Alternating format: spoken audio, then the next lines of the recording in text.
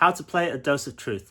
First, I will do a play along with the rhythm track, and then I will show you exactly how to play it as well as the lead parts.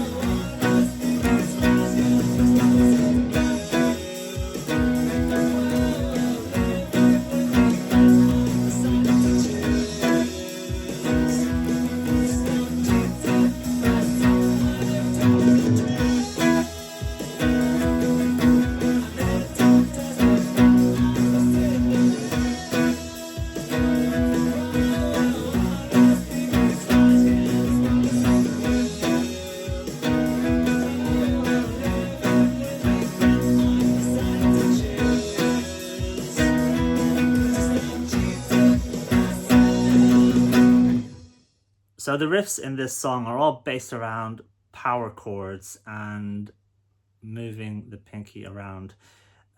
We'll start here with this D major, or this D power chord, which is the D, and the fifth, which is an A, and then another D. So the D is there on the 5th fret of the A string. which is the second from the bottom. Right, so then have that power chord, but then the middle finger is on the 6th fret of the G string behind. So you won't hear it when you play like that, but when you lift your pinky, you can hear it.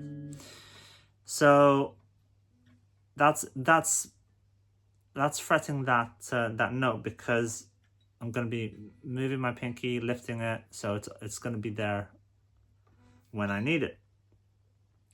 Now, there's a lot of muting happening in this song, both from the right hand and the left hand, and it's hard for me to say exactly when I'm doing it because it's based on feel and muscle memory. During the recording of this song, I played through a big Marshall, so it was loud and I had to tame that noise, as it were. And if you play this song live, then how you mute, especially during the verses, depends on the amp that you're playing through and the volume, because sometimes I find myself muting throughout the verse, and other times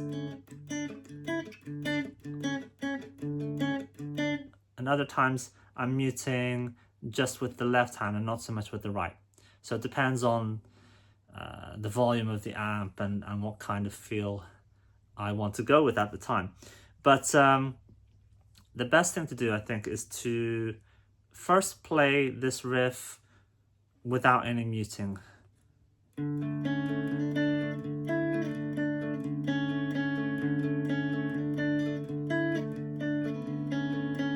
So that gives you an idea of the picking pattern.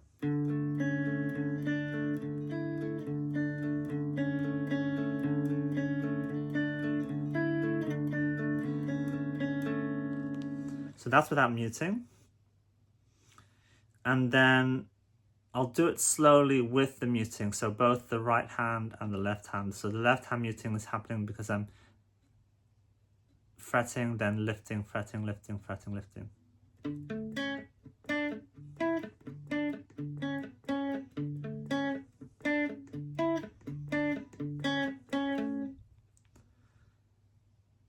If I leave out all the mutes, you can and just play the notes that are fretted properly, it sounds like this. And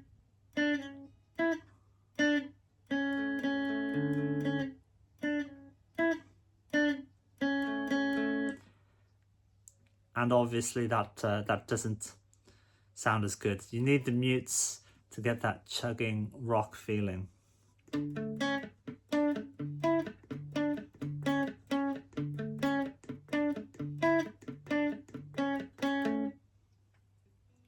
Once more, very slowly.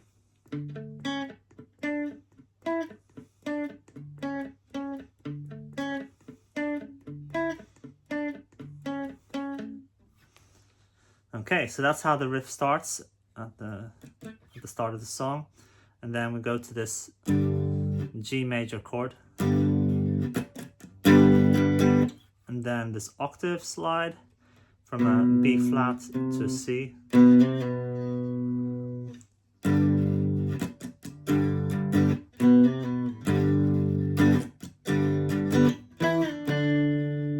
And then an octave slide from this E to this D.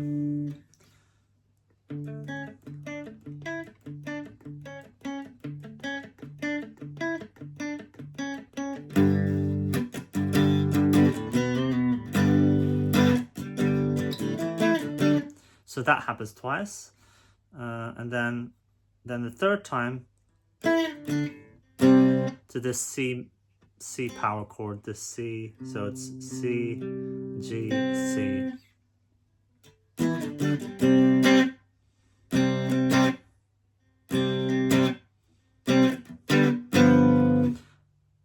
And then G, and then lift the pinky.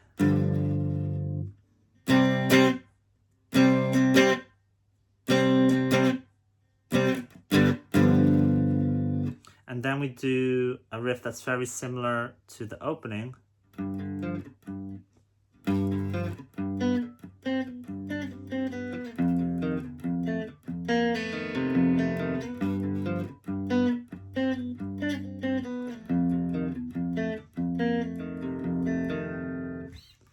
Again, there's a lot of muting happening with the right hand and with the left hand by holding down the note, lifting to mute, holding down, lifting to mute. Oh.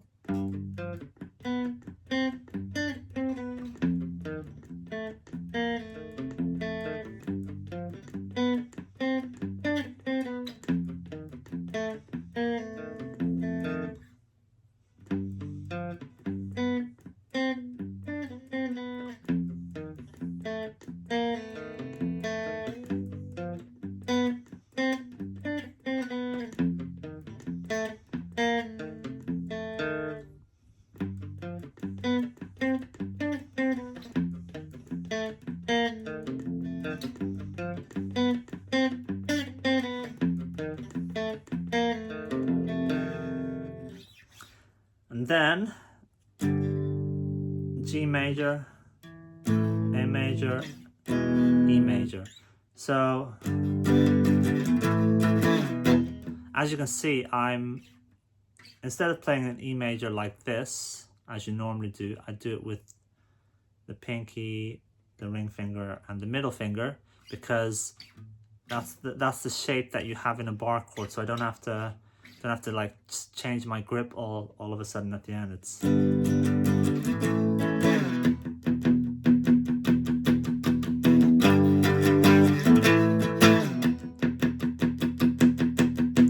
and here, as you can see and hear, I'm fretting that chord, and then the last one I do a nice chuggy mute with my right hand. This song is really, the way I can think about this song when I wrote it, I wanted it to have these ebbs and flows, not just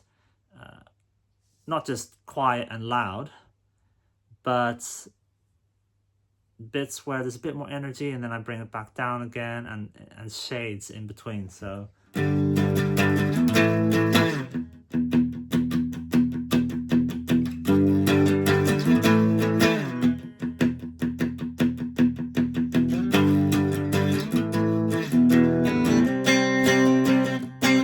then back to that C again,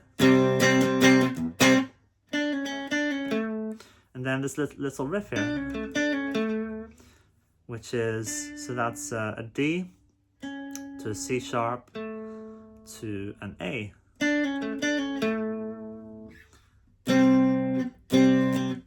Break free from the seat.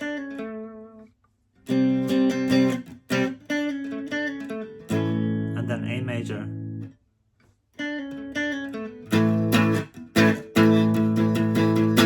And then we go into the chorus, and there's this funny chord which I do a lot in many of my songs. Start with a power chord, as it were, then put your middle finger again behind the pinky, and then lift the pinky. So that's kind of the starting point, but lift the pinky and move the index finger down 1 fret. So this is your starting point, just like a power chord, normal power chord. That's kind of the bass. And then for the start of the chorus, lift the pinky, move that index finger down. So, and return to the power chord. So that D major, or D, D with a 5th. And then that same shape, but just down here on the bottom 3 strings.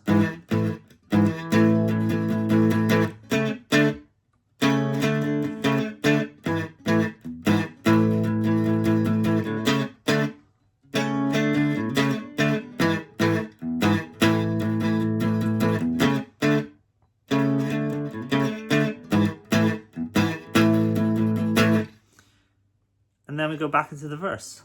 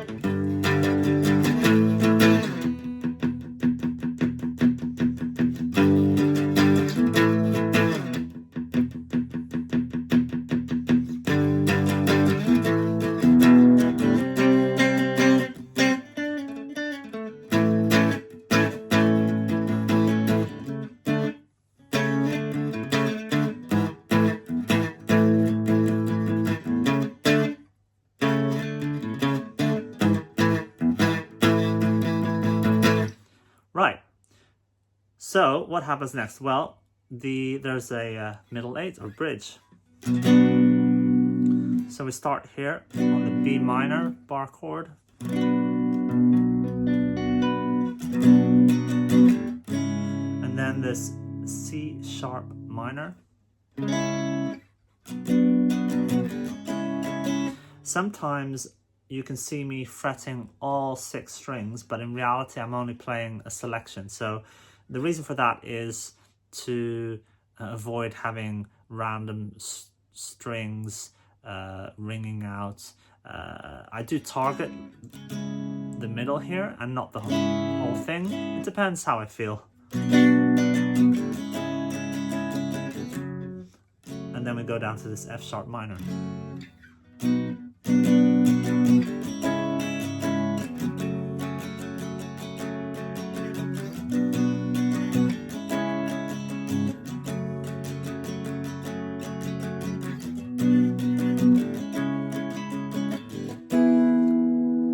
E major, F sharp minor,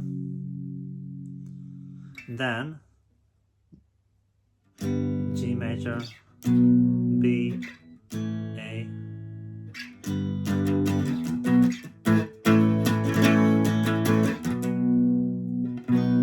to B, and that sets us up. That's a key change for the final chorus, which is the same shapes that I did in the previous choruses, but I'm playing it up here. So now it's based on this E major power chord and the B major power chord.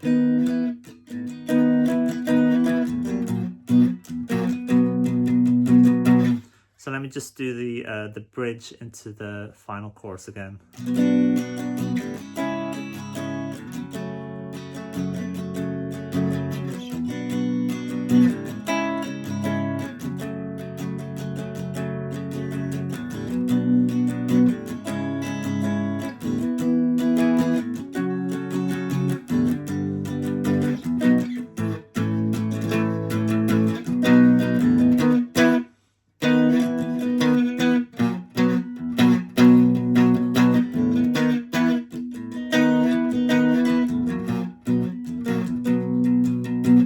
Right, and yeah, that chorus I loop round twice and it ends with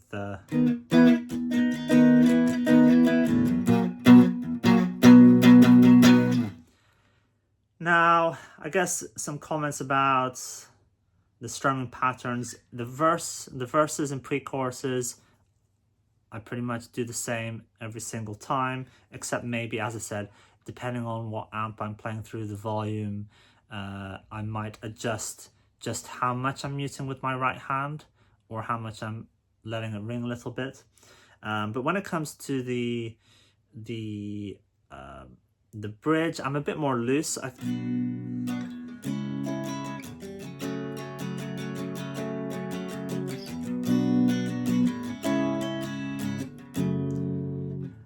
I think it's important to, if you are going to be a bit loose, it's important to hit the first strum, because that's on the first beat of the bar, and that that helps keep the rhythm tight together with the bassist and the drummer.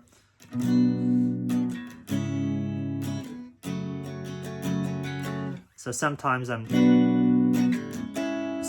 do an upstroke in the middle and then downstroke there. So downstroke, upstroke, downstroke. Yeah, it's a bit loosey goosey, but again, it depends on the volume, how well I can hear everybody else, what I'm feeling in the moment. But try and get, the aim is, as a rhythm guitar player, to get the first beat down, definitely. With the choruses, I try to start with downstrums. Am I saying that?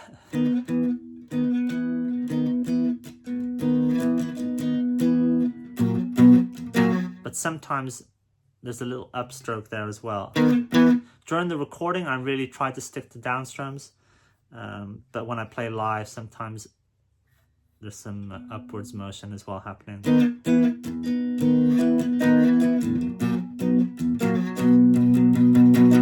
Because yeah, live is always a different thing, and I'm singing and I'm trying to engage the crowd and all that kind of stuff. But if you wanna replicate the recording, then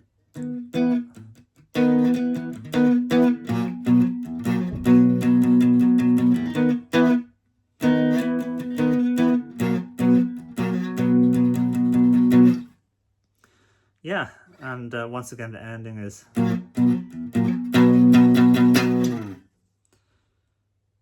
And that's how you play the rhythm parts. Okay, so next up, I will show you how to play some of the lead parts, and I will give you some ideas for extra parts that you could play in a live situation, because it's quite minimal in terms of lead riffs and stuff like that. So you don't want the second guitar player just sitting around doing nothing, do you? They have to earn their keep, right? So to be honest, I can't quite remember where I recorded these riffs in terms of on the fretboard. I think I figured it out, because you know that's the guitar, right? You can play the same thing in different parts, but I think it sounds right here. So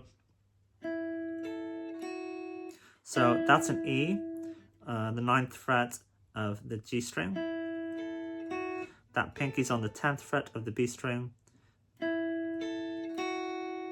So this is during the intro, so over this.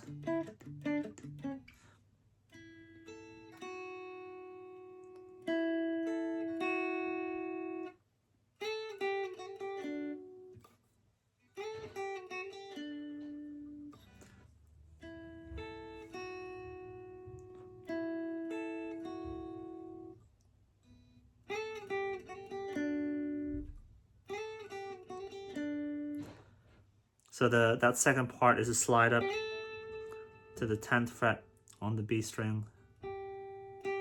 That's the 8th fret, 7 to 8, and then 7th fret on the G string, the 4th from the bottom, 1, 2, 3, 4.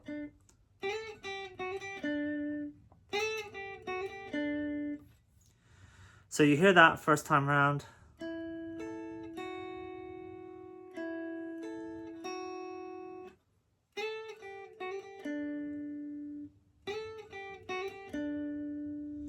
And then there's a second variation. Again, it starts like this.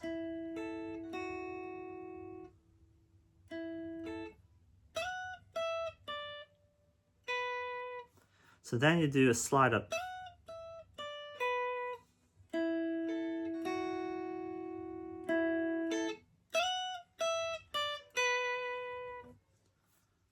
And then again.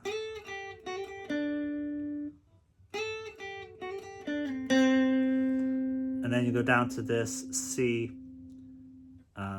because you're mimicking the part where it goes.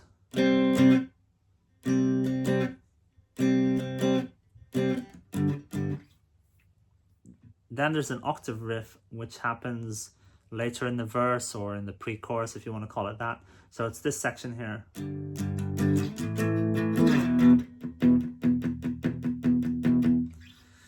And it starts here on the 12th fret on the A string. So that is in fact an A as well. So slide up 2 frets, and then down to the 10th fret. From 12 to 14. I'm just gonna mention that what's happening on the A string to make it easier, but it's an octave. So it's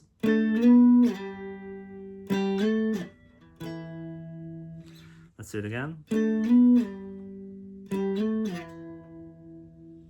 So 12 to 14, down to 10, and then 10, 12, 7. So that's the first one.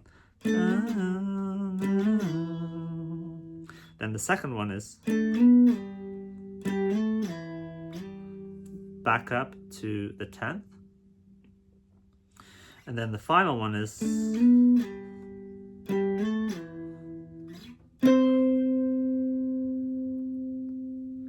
And that's right before you hear this.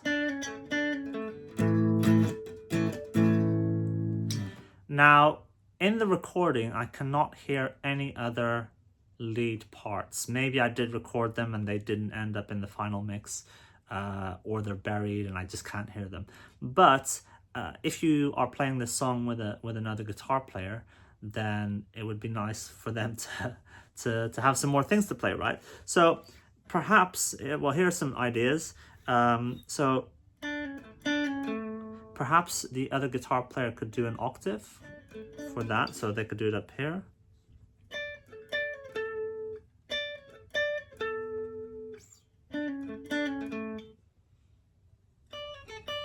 Or there. I guess you could also try other harmonies, maybe like a fifth or something like that, play around with it, see if it sounds good. And then when it comes to the chorus, an idea I had was that they could play these two notes. So for example, fret these two, so that's the second fret on the G and B string, and put the middle finger down on the third fret of the B string, and then for the second part, the index finger on the first fret of the G string, and the middle finger on the second fret of the D string, and then bring that ring finger down on the second fret of the G string, which is an A. So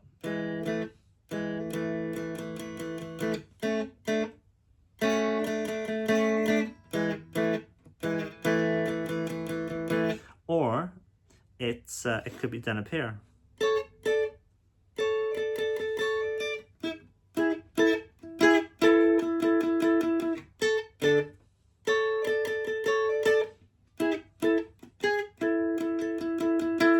So that way the second guitar player has something to play during the chorus. With the bridge, perhaps they could do like a soft strum. They could do the first like that.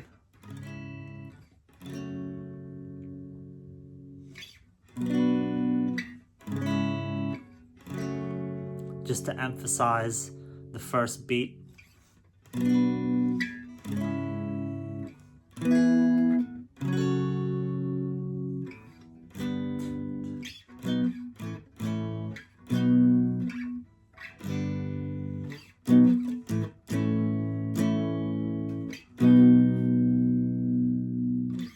And then, yeah, and then they could do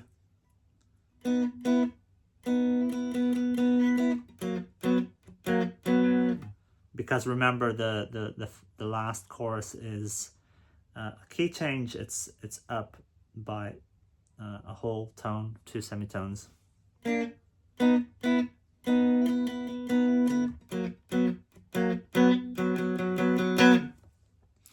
Right, those are some ideas for other parts for the second guitar player, potentially. And that is how you play A Dose of Truth.